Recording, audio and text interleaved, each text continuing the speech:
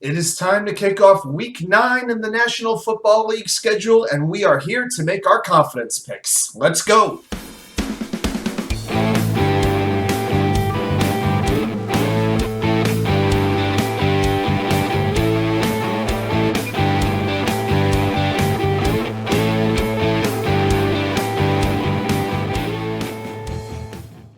Well. Welcome back to New York Sports WickerMedia. I am Wa2K99. Thank you, as always, for taking the time to watch these videos. So, it is time for Week 9 in the NFL schedule. Oh my gosh, after this is going to be the halfway mark of the regular season. It just goes by so fast. So, let's look back at last week and see how we did. Now, we had a pretty good week. Now, we only went 9-6. In 15 games, but we got all the double-digit games correct. The games we had the most confidence in, our confidence was well rewarded. Out of the possible 120 points, we got 84, and we have hit that 90% bracket. Moved up from 89.4 to 90%. This is the highest that we have been since week 2, so we're doing pretty well. Now, this week in the NFL, there's only 13 games. So we got 6 teams on bye, and out of those 13 games, you have 6 out-of-conference games. A lot of these games are a little bit tricky to call, but you know what? This is why we're here. We don't pick the spreads, we pick winners. And now let's pick our winners. We're going to rate them all. Number 13, the most confident game, to number 1, the game we have the least confidence in. Let's go. My number 13 game, it hurts to do this, but I'm picking the Buffalo Bills over the New York Jets in MetLife Stadium. Coach Robert Saleh said it himself. This is the most complete team that the Jets will see all season. It is the most complete team any team will see this season, I would venture to say. The Bills are 5-0 against playoff teams from last season. I do respect the Jets defense. Of course, they've been excellent this year for the most part when they're not taking stupid penalties. I could see their defense keeping it close for a little while before Buffalo starts to pull away in the third quarter. So I'm taking the Bills' best bet. My number 12 game is the Thursday night game. By the time you're watching this video, the game is probably already in progress, if it's not already over. We're going Eagles at Texans, and give me the Philadelphia Eagles. The only reason I didn't make this my 13 is because the Eagles are coming off a short week on the road. Not ideal. The Eagles have turned the football over just 2 times this year. 2 times. That is amazing. Jalen just continues to put the hurts on his opponents. Houston struggles to stop the run, and against a quarterback with that kind of mobility, it's only going to make it that much more difficult. My number 11 game, we're going to stay in the AFC. We're going to go to the Colts at the Patriots. To me, I can't not pick the Patriots here. Jonathan Taylor is still hurt. The Colts are in disarray. And you've got Bill Belichick and the New England Patriots defense going against a babyface quarterback and Sam Ehlinger. No contest. My 10 pick, well, we're finishing off the AFC East early. Dolphins at Bears. I'm picking the Miami Dolphins. Justin Fields, meet Bradley Chubb. Chicago got Chase Claypool. Well, that's cute. Miami's getting Byron Jones back at cornerback. I don't know how much success Mr. Claypool will be able to see this week.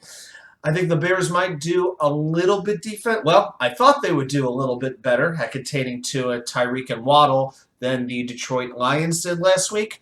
But now you subtract Robert Quinn and Roquan Smith, Chicago is not going to be able to keep up, and they're certainly not going to be able to score points at the same rate Detroit did last week.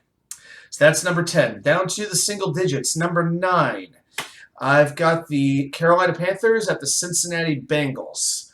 I'm going to go with the Bengals on this one. Joe Burrow is dominating right now. I think he should be in talks for the MVP. He has been that good. He should certainly get some attention.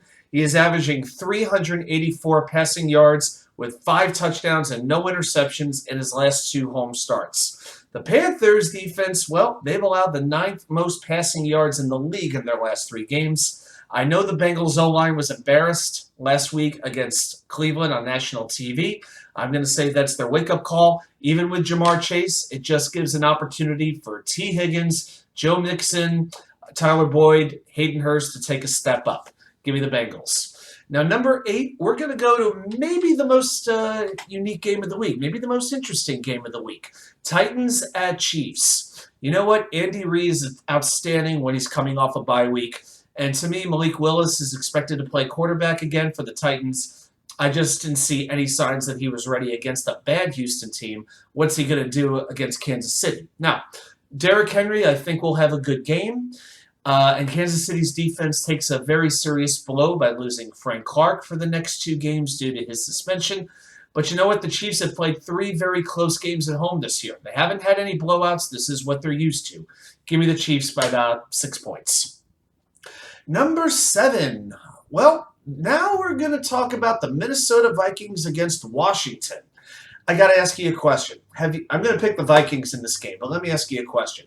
Have you ever seen a quieter 3-game winning streak than the one that Washington's on right now? How many of us even knew they had a 3-game winning streak going? Well, Minnesota's won 5 straight.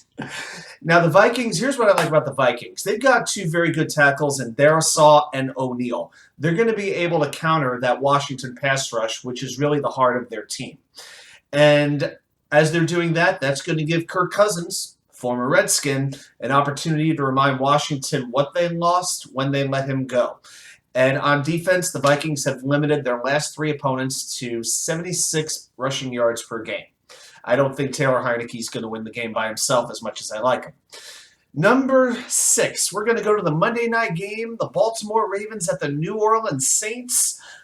A little bit of a tricky one to call here. The Ravens ran for 200 yards against Tampa last week. I'm taking the Ravens. I like Lamar Jackson playing indoors against the defense that's a little bit iffy. I know Rashad Bateman's out for the year. Mark Andrews is a little banged up, but Deshaun Jackson may make an appearance in this game. He's expected to be activated. And also, this may be minor compared to, for a lot of people, but you've got the best special teams in the league in Baltimore playing the lowest rated special teams in the league in New Orleans. I think it's a close game, but give me the Ravens, especially when you have Justin Tucker in a position to make a game-winning field goal. All right, number 5, we're going to go to the NFC West, the Seattle Seahawks at the Arizona Cardinals. You know what? When you get to the halfway point of the season and you're still winning games, you have to face the facts that it's not a fluke. Seattle is actually a pretty darn good team.